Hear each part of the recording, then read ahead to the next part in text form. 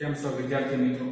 ધોરણ 10 સામાજિક વિજ્ઞાન ભારતનો વારસો આ પ્રકરણમાંથી 1 માર્કનો એક હેતુલક્ષી પ્રશ્ન પૂછાય છે, જેમાં ખાલી જગ્યા પૂરો, યોગ્ય વિકલ્પ લખો, ખરા ખોટા જણાવો, એક બે શબ્દમાં જવાબ આપો, યોગ્ય જોડકા જોડો. આવા કુલ 5 પ્રકારના હેતુલક્ષી પ્રશ્નમાંથી કોઈ એક હેતુલક્ષી પ્રશ્ન પહેલા પાઠમાંથી આપણે પૂછાય છે. જોઈએ આપણે મિત્રો, યોગ્ય જોડકા જોડો, જેમાં વિભાગ અ આ બાજુ વિભાગ બ. અહીંયા ગુજરાતમાં કેટલાક મેળાઓ ભરાય છે એના વિશેનું જોડકું છે. પહેલું છે અંબાજી, ગિરનાર, ધોળકા અને આહવા. સામે છે એમાં ઓઠાનો મેળો, બી ભાદરવી પૂનમનો મેળો, સી ડાંગ દરબારનો મેળો, ડી તરણેતરનો મેળો અને ઈ ભવનાથનો મેળો. એટલે કે 4 જોડકાની સામે એક જોડકો અહીંયા ઉદાહરણ છે, એટલે કે કોઈ એક ઓપ્શન એ જવાબમાં આવશે નહીં. હવે વિદ્યાર્થી મિત્રો, ઘણીવાર કેટલાક વિદ્યાર્થી બોર્ડની પરીક્ષામાં એ જે તે જોડકાની સામે એ તીર મારીને અથવા તો એરો દોરીને જોડકા જોડે છે, પણ આપણે એરો મારીને જોડકા દર્શાવવાના નથી, પરંતુ આ જોડકા સામે સાચો આપણે જવાબ લખવાનો છે. તો અહીંયા આપણે જવાબ જોઈએ. વિભાગ અ માં પહેલું છે અંબાજી. તો અંબાજીની સામે આવશે બી ભાદરવી પૂનમનો મેળો. એટલે 1 નંબર અંબાજી લખ્યું છે આપણે. અંબાજીની સામે જવાબ છે બી ભાદરવી પૂનમનો મેળો, કારણ કે અંબાજી મંદિરે ભાદરવી પૂનમના રોજ મેળો ભરાય છે. ત્યારબાદ બીજું જોડકું ગિરનાર. તો ગિરનાર સામે આવશે ઈ ભવનાથનો મેળો. બે ગિરનાર, એની સામે જવાબમાં ઈ ભવનાથનો મેળો. ત્યારબાદ ત્રીજું છે ધોળકા. એની સામે આવશે ગૌઠાનો મેળો, જવાબ એ. એટલે કે 3 નંબર ધોળકા, એની સામે જવાબ એ ગૌઠાનો મેળો. ત્યારબાદ આહવા, ડાંગ ની અંદર આવેલું આહવા, એની સામે જવાબ આવશે સી ડાંગ દરબારનો મેળો. એટલે કે 4 નંબર આહવા, એની સામે જવાબમાં આવશે સી ડાંગ દરબારનો મેળો. તો આવી રીતે આપણે યોગ્ય જોડકું જોડવાનું રહેશે. આડાવાળા તીર કે એરો મારવાના નથી. આને બીજી રીતે પણ જો પૂછાઈ શકે, ઘણીવાર પરીક્ષાના પેપરની અંદર એ જોડકાને કોડિંગ કરવામાં આવે છે, એટલે કે એ અલગ અલગ પ્રકારના એ 4 ઓપ્શન પણ આપવામાં આવતા હોય છે. તો જો એ રીતે પ્રશ્ન પૂછાય તો આ રીતે જવાબ આપો. જવાબ એ. તો એની સામે કેવો આવે છે? બી ભાદરવી પૂનમનો મેળો, બી. ત્યારબાદ 2 નંબર છે ગિરનાર. 2 ની સામે જવાબ આવશે ભવનાથનો મેળો ગિરનારમાં ભરાય છે, તો જવાબમાં ઈ.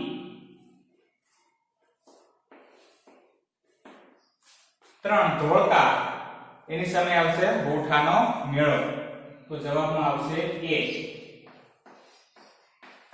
અને નંબર 4 આહવા. એની સામે આવશે ડાંગ દરબારનો મેળો, સી. તો તમે આ રીતે પણ એ જોડકા એ જોડી શકો છો, લખી શકો છો. જો કોડિંગ પ્રકારથી જોડકાને કોડિંગ કરી અને તમને પૂછવામાં આવ્યું હોય તો આ રીતે પણ જવાબ લખી શકાય. હવે આમાં જોઈ ગયા કે ડી જવાબ છે તરણેતરનો મેળો. તો એ અહીંયા આપણને વિકલ્પ એ વધારાનો આપેલો છે. થાન કે સુરેન્દ્રનગર અહીંયા આપેલું નથી. જો એ આપેલું હોત તો એમાં જવાબમાં તરણેતરનો મેળો આવે. તો આ એક ઓપ્શન વધારાનો. તો વિદ્યાર્થી મિત્રો, આ રીતે આપણે પરીક્ષા ખંડની અંદર સીધા સાચા જવાબ લખવાના રહેશે. જોડકાની સામે એનો સાચું જોડકું ડાયરેક્ટ જોડવાનું રહેશે. ત્યારબાદ નીચેના વિધાનો ખરા છે કે ખોટા તે જણાવો. તમારે બોર્ડની પરીક્ષામાં ખરા ખોટા વિધાન પૂછાય છે, જેમાં આ વિધાન ખરું છે કે ખોટું છે એ જણાવવાનું હોય છે. સુધારીને વિધાન જણાવવાનું હોતું નથી, પરંતુ આપણે સુધારેલા વિધાનની પણ ચર્ચા કરીશું. પેલું છે આપણી રાષ્ટ્ર મુદ્રામાં 3 સિંહોની આકૃતિ છે. તો આ વિધાન ખોટું છે. ખરેખર તો 4 સિંહની આકૃતિ એમાં હોય છે. આપણી રાષ્ટ્રમુદ્રામાં 4 સિંહની આકૃતિ હોય છે, પણ ફોટોગ્રાફ્સમાં આપણને 3 સિંહ દેખાય છે, કારણ કે ફોટોગ્રાફ્સ એ 2 ડાયમેન્શનમાં હોય છે, 2 પરિમાણમાં હોય છે, એટલે આપણને 4 સિંહ દેખાતા હોતા નથી, પરંતુ ચોથો સિંહ એ આગળના 3 સિંહની પાછળ હોય છે આપણી રાષ્ટ્રમુદ્રામાં. એટલે આ વિધાન ખોટું રહેશે. 4 સિંહની આકૃતિ ખરેખર હોય છે. 2. સમ્રાટ અશોકનો શિલાલેખ ચાંપાનેરમાં આવેલો છે. આ વિધાન પણ ખોટું છે. સમ્રાટ અશોકનો શિલાલેખ એ જૂનાગઢમાં આવેલો છે, ચાંપાનેરમાં નહીં, પરંતુ જૂનાગઢમાં આવેલો છે. 3. 18 જ્યોતિર્લિંગો પૈકીનું સોમનાથ મંદિર ગુજરાતનું એક તીર્થ સ્થાન છે. સોમનાથ ગુજરાતનું એક તીર્થ સ્થાન ખરું, પરંતુ 18 જ્યોતિર્લિંગ પૈકીનું નહીં, પરંતુ 12 જ્યોતિર્લિંગ પૈકીનું આવશે. અહીંયા 12 જ્યોતિર્લિંગ પૈકીનું આવશે. એટલે અહીંયા આપણને વાક્યમાં તો 18 આપેલું છે, તો આ વિધાન ખોટું છે.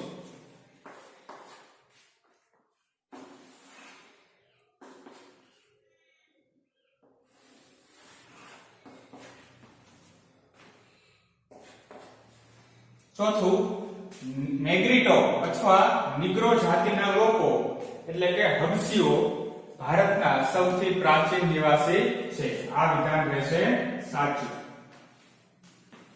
5મું જોઈએ, નેગ્રીટો વર્ણે શ્યામ એટલે રંગે કાળા હતા, 5 થી 6 ફૂટ ઊંચા અને માથે માંકડિયા વાળ ધરાવતા હતા. નેગ્રીટો વર્ણે શ્યામ હતા એ સાચું છે, પણ એની ઊંચાઈ અહીંયા ખોટી આપેલી છે. એની સાચી ઊંચાઈ છે 4 થી 5. એટલે અહીંયા આ ખોટું છે, એટલે આ વિધાન ખોટું રહેશે. 6. ઓસ્ટ્રેલોઇડ પ્રજા અગ્નિ એશિયામાંથી આવેલી હતી. આ વિધાન સાચું છે. ઓસ્ટ્રેલોઇડ લોકો વર્ણ શ્યામ, લાંબુ અને પહોળું માથું, ટૂંકું કદ અને ચપટું નાક ધરાવતા હતા. આ વિધાન સાચું છે. 8મું, અલ્પાઇન લોકો પીળા વર્ણના એટલે કે પીળા રંગના હોવાથી તેઓ કિરાત તરીકે ઓળખાતા હતા. આ વિધાન ખોટું છે, કારણ કે અલ્પાઇન લોકો નહીં, પરંતુ મોંગોલોઇડ લોકો પીળા વર્ણના હતા, એટલે મોંગોલોઇડ લોકો કિરાત તરીકે ઓળખાતા. પણ અહીંયા આપણને અલ્પાઇન આપેલું છે, તો આ વિધાન ખોટું ઠરશે. 9મું જોઈએ, ભારતની આર્ય સભ્યતાના નિર્માતાઓ નોર્ડિક લોકો હતા, એટલે કે આર્યો હતા. આ વિધાન સાચું છે.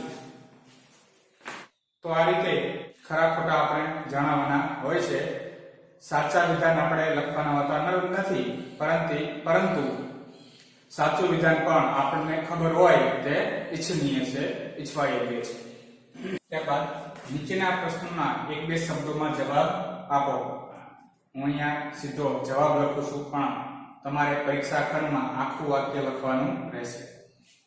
પહેલું, આપણે નદીને શાનું બહુમાન આપ્યું છે? તો જવાબ આવશે લોકમાતા. આપણે નદીઓને લોકમાતા કહીએ છીએ.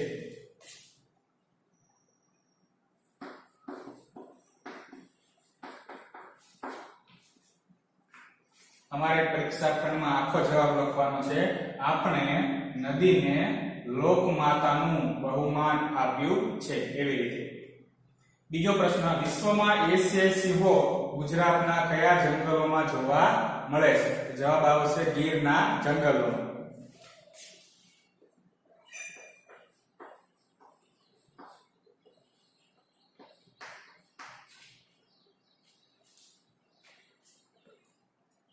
તમારે આખો જવાબ લખવાનો છે. વિશ્વમાં એશિયાઈ સિંહો ગુજરાતના ગીરના જંગલોમાં જોવા મળે છે. આપણી કઈ મુદ્રામાં 4 સિંહ, ઘોડો, હાથી અને બળદની આકૃતિ જોવા મળે છે? તો જવાબ છે આપણી રાષ્ટ્ર મુદ્રા. ભારતની રાષ્ટ્ર મુદ્રામાં જોવા મળે છે.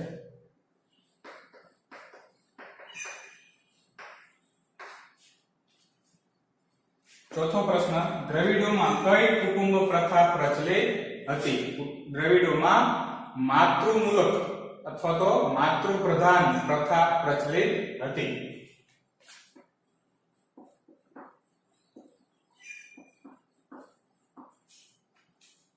પાંચમો, કઈ પ્રજા ઉત્તર પશ્ચિમ ચીનમાંથી તિબેટ થઈ અને ભારતમાં આવી હતી? તો જવાબ છે મોંગોલોઇડ પ્રજા.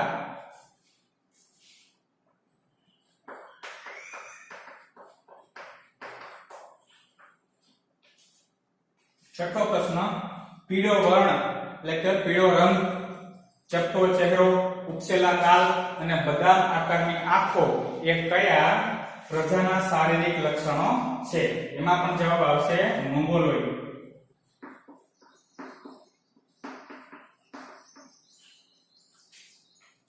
સાતમો, કઈ પ્રજા કિરાત તરીકે પણ ઓળખાતી હતી?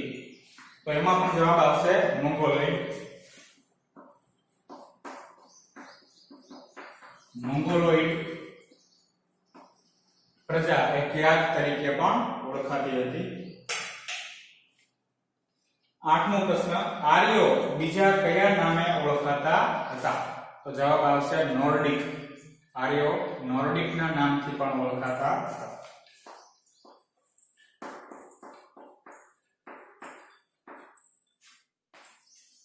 નવમો, ઉત્તરાર્ધ નૃત્ય મહોત્સવ ક્યાં ઉજવવામાં આવે છે? કઈ જગ્યાએ? જવાબ છે મોઢેરા.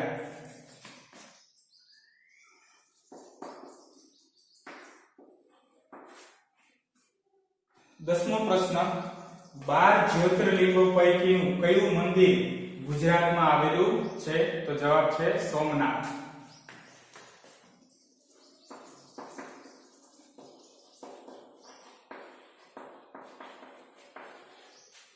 સોમનાથનું મંદિર. 11મો પ્રશ્ન, વડનગરમાં કયો મહોત્સવ ઉજવાય છે? તો વડનગરમાં તાના રીરી.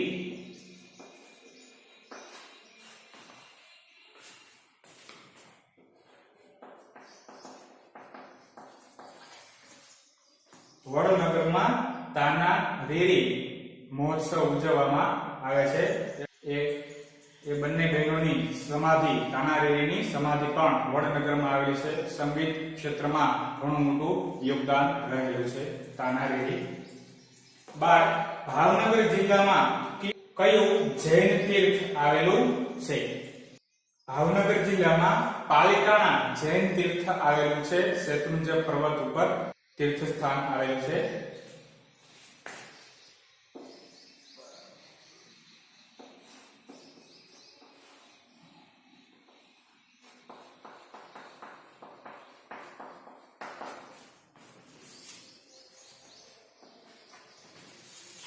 તેઓ અમદાવાદમાં કઈ જાણીતી મસ્જિદ આવેલી છે? અમદાવાદમાં જામા મસ્જિદ ખૂબ પ્રખ્યાત મસ્જિદ છે. સૌથી વધારે પ્રખ્યાત હોય એવી મસ્જિદ છે જામા મસ્જિદ.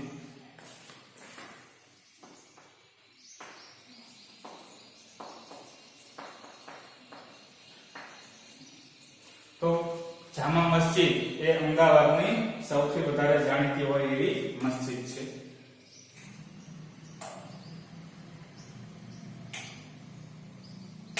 ભારતનો વારસો આ પ્રકરણની આપણે ખાલી જગ્યાઓ જોઈએ.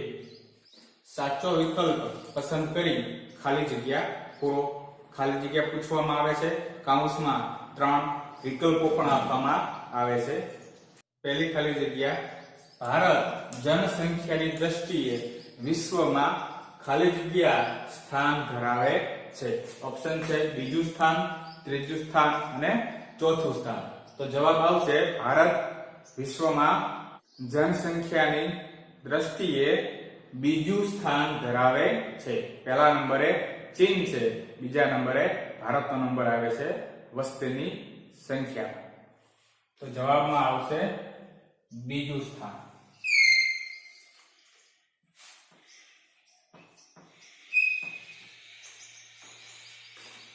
બીજી ખાલી જગ્યા, ભારતીય સંસ્કૃતિ સિંધુ અને ખાલી જગ્યા નદીના કિનારે પાલન પોષણ પામી છે. ઓપ્શનમાં રાવી નદી છે, બિયાસ નદી છે, झेलम नदी छे। हिमालयमांथी पाकिस्ताનમાં જાય છે ત્રણેય નદીઓ। એના જવાબમાં આવશે રાવી નદી।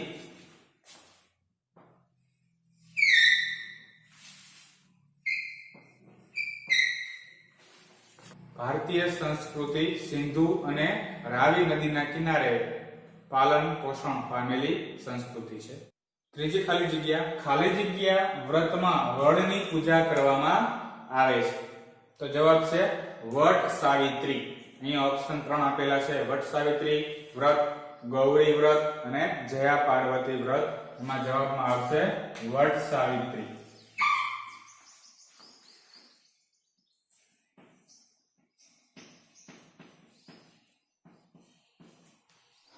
ચોથી ખાલી જગ્યા જોઈએ। વિશ્વમાં એશિયાઈ સિંહો એટલે કે એશિયાટિક લાયન માત્ર ગુજરાતના ખાલી જગ્યાના જંગલોમાં જોવા મળે છે।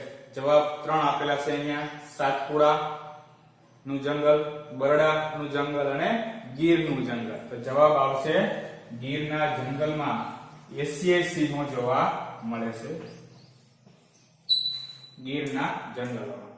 પાંચમો પ્રશ્ન, મૌર્ય યુગની ઊંધા કમળની આકૃતિ ઉપર ખાલી જગ્યા અને વૃષભનું શિલ્પ છે। તો જવાબમાં આવશે સિંહ।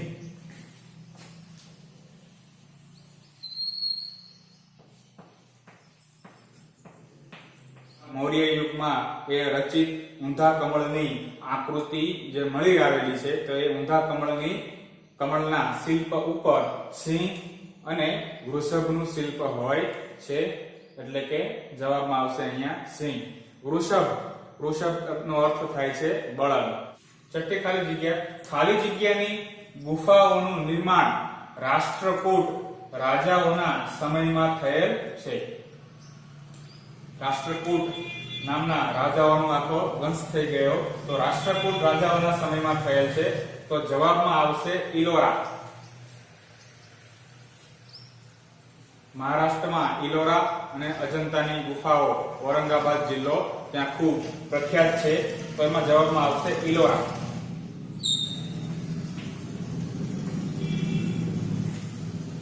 ઇલોરાની ગુફાઓનું નિર્માણ રાષ્ટ્રકૂટ રાજાઓના સમયમાં થયેલું છે। ત્યારબાદ સાતમો પ્રશ્ન, ભારત એ વિસ્તારની દ્રષ્ટિએ વિશ્વમાં ખાલી જગ્યા સ્થાન ધરાવે છે।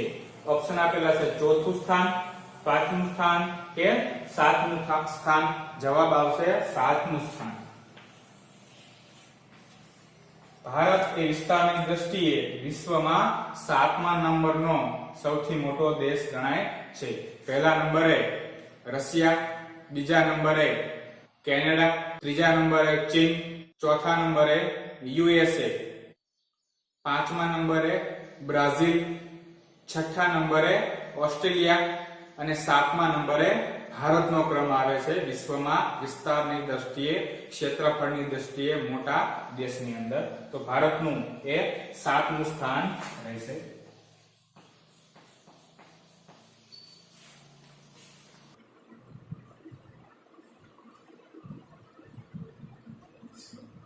આઠમો પ્રશ્ન, વડનગરનું ખાલી જગ્યા ઐતિહાસિક મહત્વ ધરાવતું જોવાલાયક સ્થળ છે। તો વડનગરનું કીર્તિ તોરણ પ્રખ્યાત છે। જવાબમાં આવશે કીર્તિ તોરણ।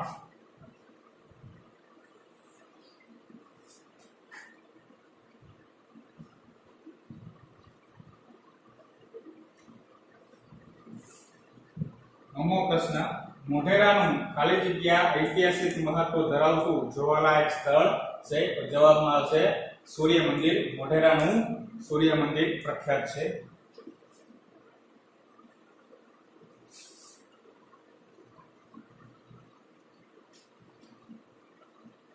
10મી ખાલી જગ્યાનો મેળો ગિરનાર એટલે કે જૂનાગઢમાં મહાવદ નોમથી બારસ દરમિયાન ભરાય છે। ગુજરાતી મહિનો મહા મહિનો, એમાં વદ નોમથી બારસ સુધી કયો મેળો ભરાય છે? તો જવાબ છે ભવનાથનો મેળો।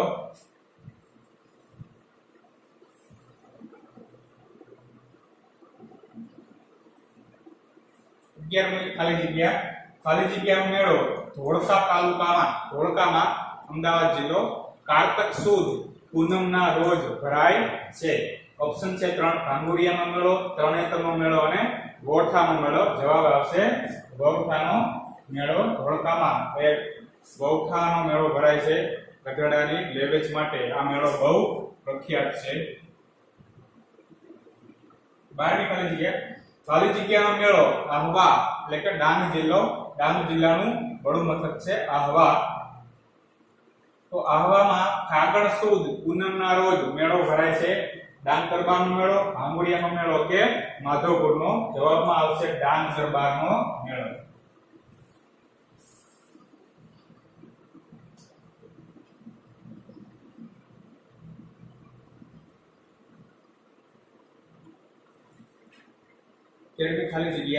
ખાલી જગ્યાનો મેળો ઉનાવા એટલે કે મહેસાણા જિલ્લામાં રજબ માસની તારીખ 16 થી 22 દરમિયાન ભરાય છે. મહેસાણામાં ઉનાવાની અંદર મીરા દાતારનો મેળો ભરાય છે. જવાબમાં આવશે મીરા દાતાર.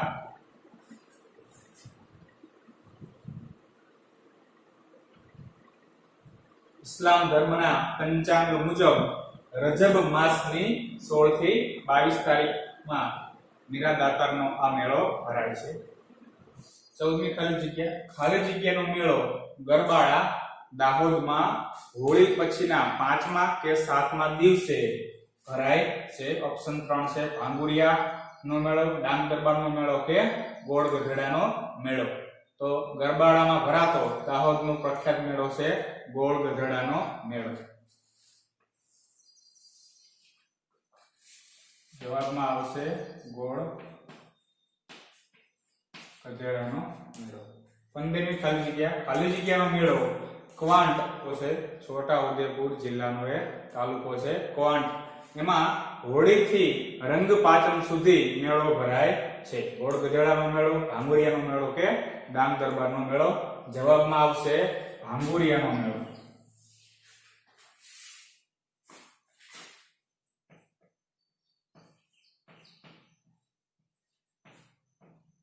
ભાંગુરિયાનો મેળો ક્વાંટમાં હોળીથી રંગ પાંચમ સુધી ભરાય છે. 16મી ખાલી જગ્યા નેગ્રીટો અથવા નિગ્રો, જેને આપણે ગુજરાતીમાં હબસી પણ કહેવાય છે, એ આફ્રિકામાંથી ખાલી જગ્યાના રસ્તે થઈ ભારતમાં આવેલા. જવાબ છે બલુચિસ્તાન. અહીંયા આપણે 3 દેશોના નામ આપેલ છે, 3 વિકલ્પો આપેલા છે: ઈરાન, ઈરાક કે બલુચિસ્તાન. તો જવાબમાં આવશે બલુચિસ્તાન.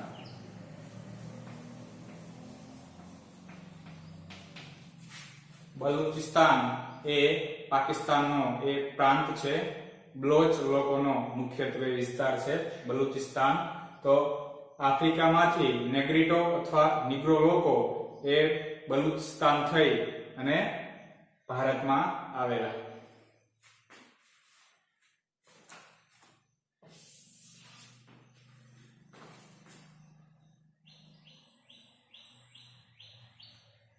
સત્તરમી ખાલી જગ્યા દ્રવિડ લોકો ખાલી જગ્યાની સિંધુ સંસ્કૃતિના સર્જકો હતા. અને 3 વિકલ્પો છે: મોહેજો-દડો, પાષાણ યુગ એટલે કે પથ્થર યુગ અને દક્ષિણ ભારત. તો જવાબમાં આવશે મોહેજો-દડો.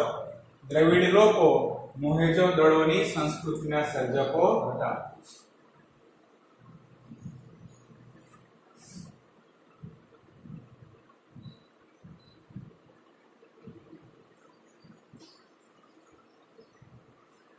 દ્રવિડ લોકો મોહેજો-દડો ની સિંધુ સંસ્કૃતિના સર્જકો મનાય છે.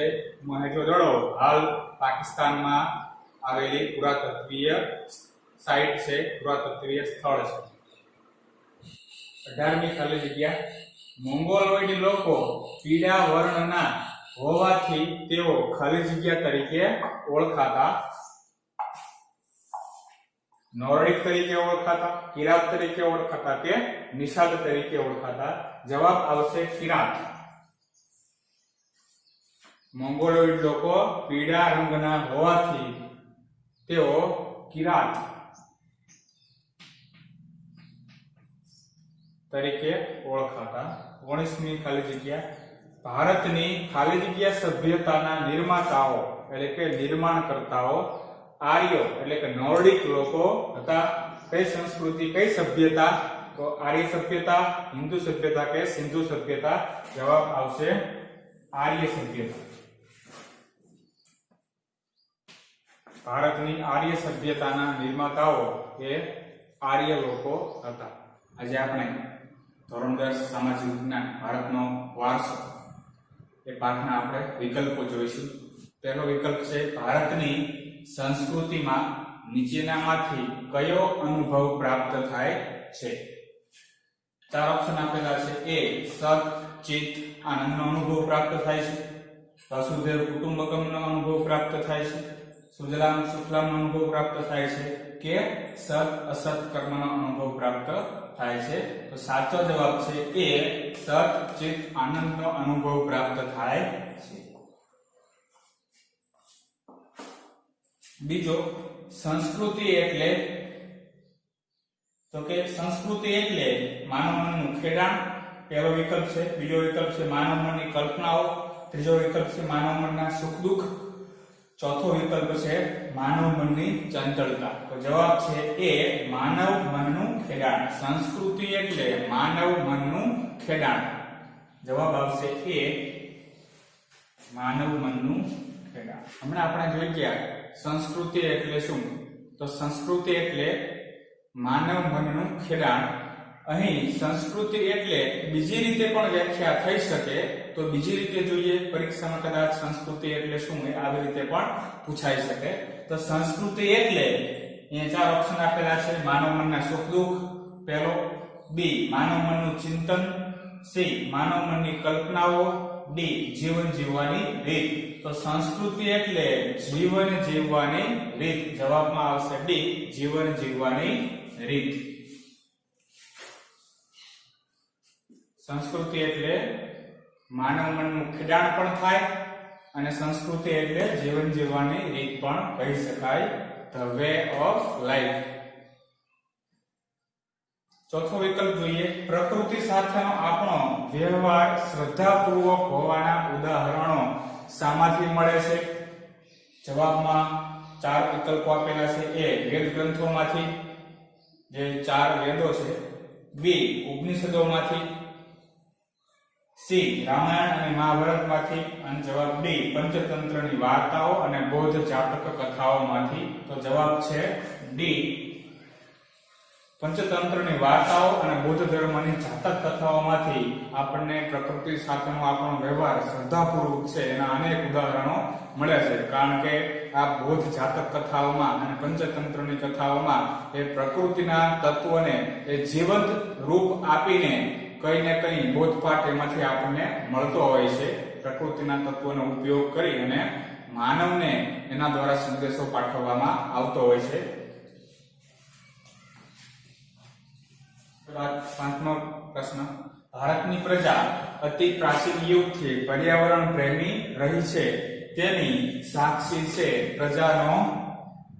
જવાબ અહીંયા 4 આપેલા છે. વિકલ્પ એ કુટુંબ પ્રેમી છે ભારત પ્રજા, 2 દેશ પ્રેમી છે, સી ઉત્સવ પ્રેમી રહી છે, અથવા ડી વૃક્ષ પ્રેમી રહી છે. આમ તો ભારતની પ્રજા એ આ 4 પ્રત્યે પ્રેમ ધરાવે છે. કુટુંબ પ્રત્યે પણ પ્રેમ ધરાવે છે, દેશ પ્રત્યે પણ પ્રેમ ધરાવે છે, ભારતની પ્રજા ઉત્સવ પ્રેમી પણ છે અને ભારતની પ્રજા વૃક્ષ પ્રેમી પણ છે. પણ અહીં આપણને પ્રશ્નની અંદર અતિ પ્રાચીન યુગથી એવું પૂછ્યું છે. અતિ પ્રાચીન યુગથી પર્યાવરણ પ્રેમી રહી છે. તો પર્યાવરણ સાથે સંકળાયેલું આ 4 માંથી બાબત છે મુખ્યત્વે વૃક્ષ પ્રેમ. તો જવાબમાં આવશે ડી વૃક્ષ પ્રેમ. ભારતની પ્રજા અતિ પ્રાચીન યુગથી પર્યાવરણ પ્રેમી રહી છે તેની સાક્ષી છે પ્રજાનો વૃક્ષ પ્રેમ. 6થો પ્રશ્ન. નીચે આપેલ ચિત્ર કઈ સંસ્કૃતિની યાદ અપાવે છે? વિદ્યાર્થી મિત્રો, આવા પ્રકારનો પણ એકાદો પ્રશ્ન પૂછાય છે જેમાં તમને ચિત્ર આપેલું હોય.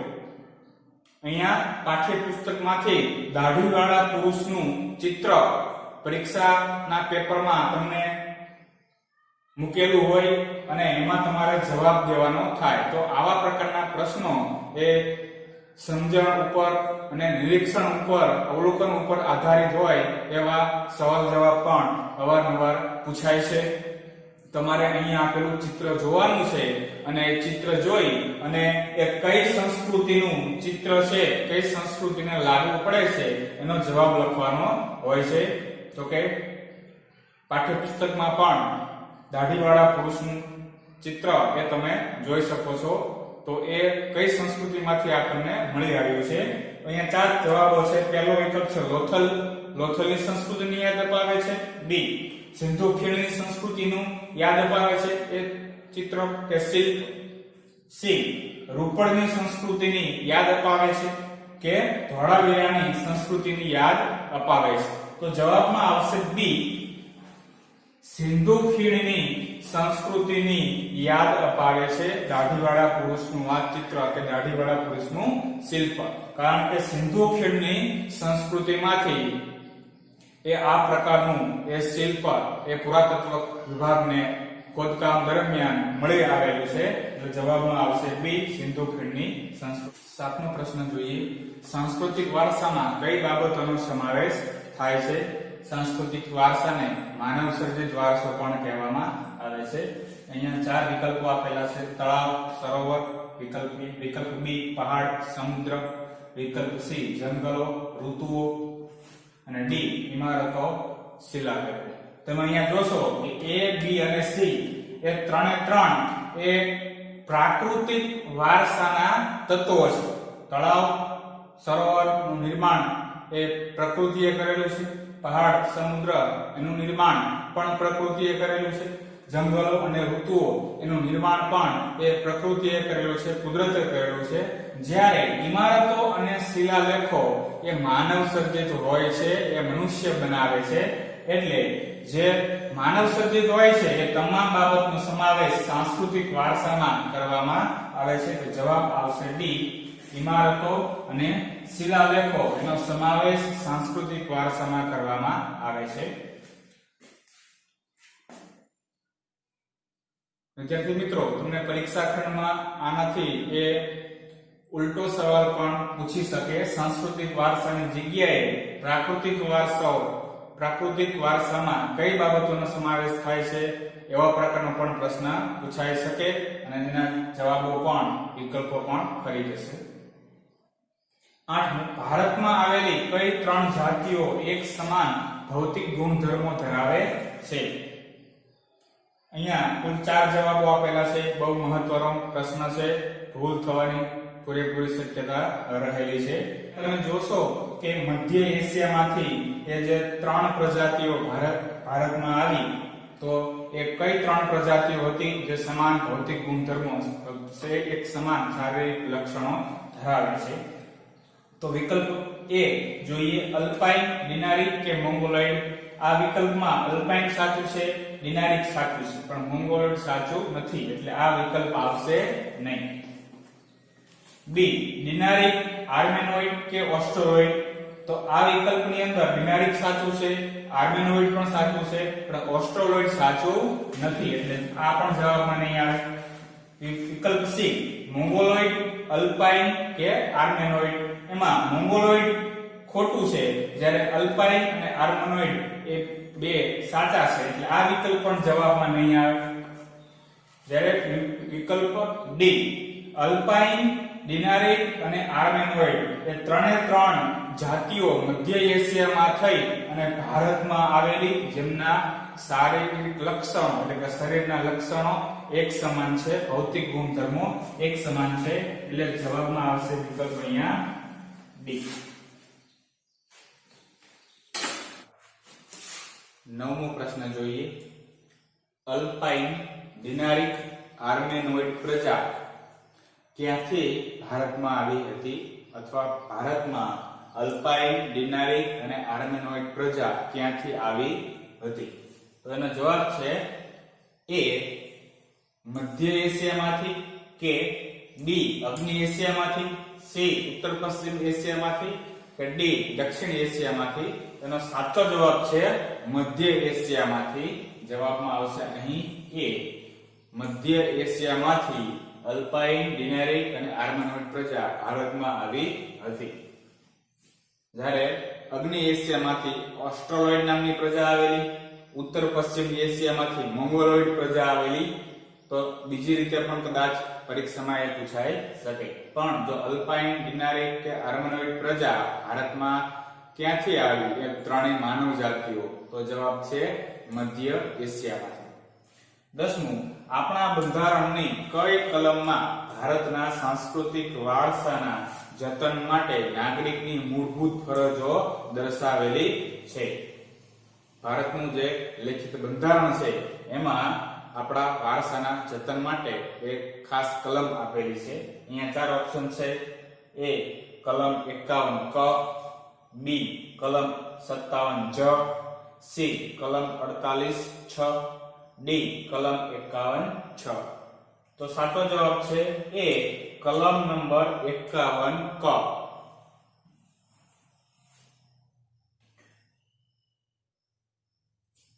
કલમ 51 ક માં એ સાંસ્કૃતિક વારસાના જતન માટેની કલમ દર્શાવવામાં આવેલી છે. મિત્રો, તમે દરેક જે પાઠ્યપુસ્તક ભણતા હોય છે, કોઈ પણ ધોરણનું કોઈ પણ વિષયનું પાઠ્યપુસ્તક લઈ લો અને એનું બીજું પાન ખોલશો એટલે તમને ઉપર શીર્ષક લખેલું જોવા મળશે મૂળભૂત ફરજો.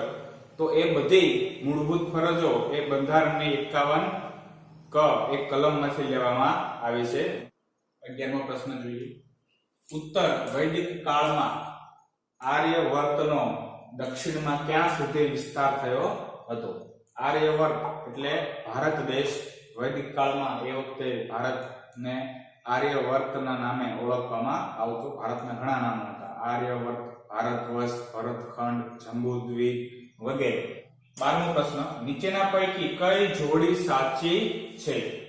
હવે જોવા જઈએ તો 4 વિકલ્પો આપ્યા છે, મતલબ કે 3 જોડી ખોટી છે અને 1 જોડી સાચી છે. તો જોઈએ વિકલ્પ એ શારદા પીઠ સોમનાથ. તો શારદા પીઠ એ સોમનાથમાં આવેલી નથી, શારદા પીઠ એ દ્વારકામાં આવેલી છે, એટલે પહેલો વિકલ્પ એ ખોટો છે. બીજો જોઈએ ઉત્તરાર્ધ નૃત્ય મહોત્સવ મોઢેરા. તો એ વિકલ્પ સાચો છે. ઉત્તરાર્ધ નૃત્ય મહોત્સવ મોઢેરામાં ઉજવવામાં આવે છે.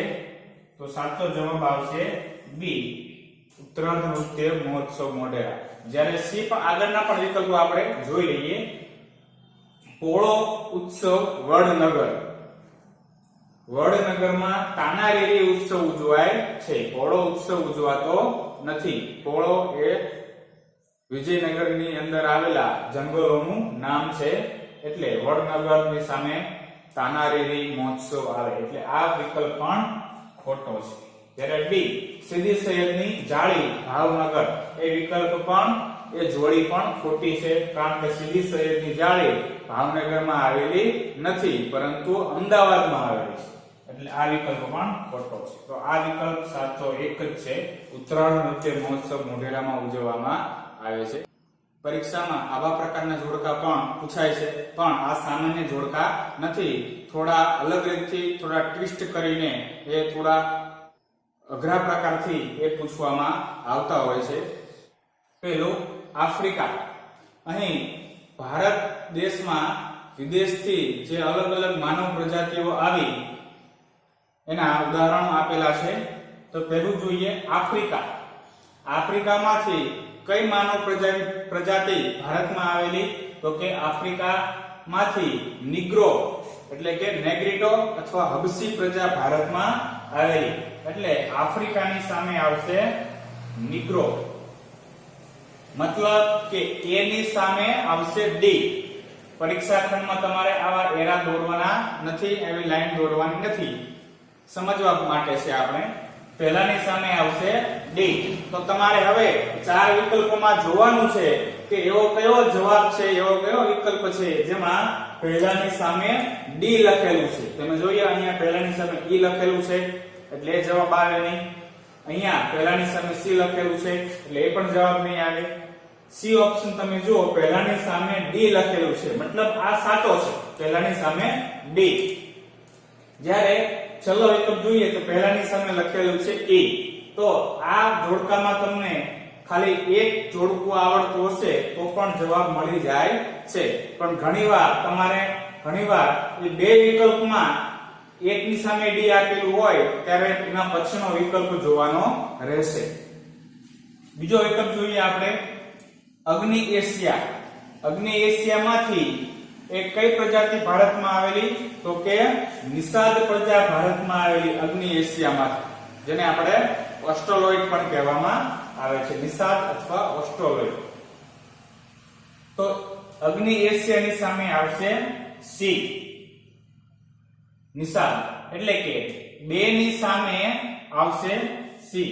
તો આમાં જોવાનું છે કે કયો વિકલ્પ 2 ની સામે સી વાળો છે.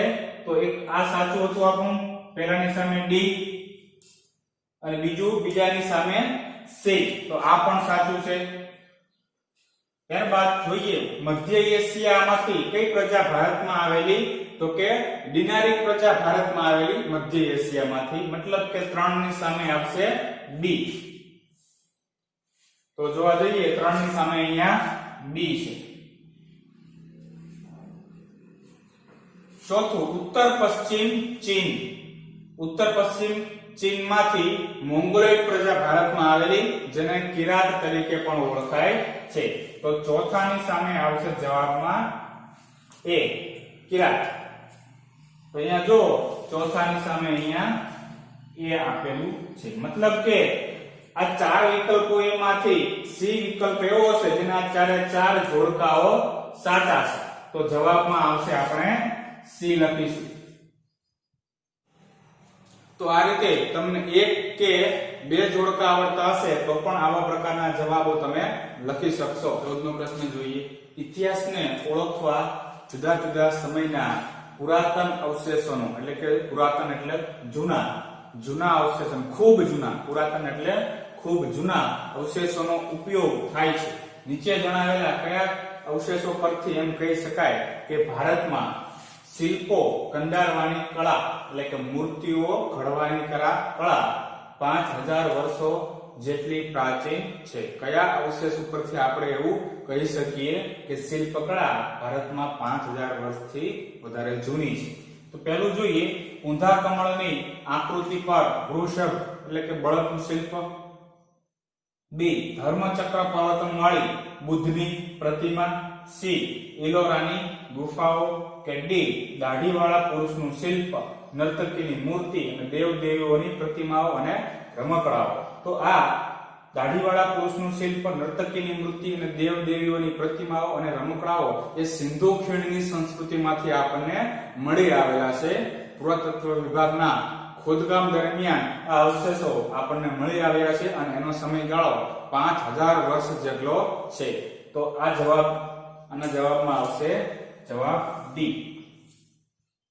એ 5000 વર્ષ જૂનો એનો નિર્માણ કાળ છે, એટલા માટે એમ કહી શકાય કે ભારતમાં શિલ્પ કંડારવાની કળા એ 5000 વર્ષ જેટલી પ્રાચીન છે. એના આ અવશેષો ઉપરથી આપણે એવું કહી શકીએ. 15મો પ્રશ્ન.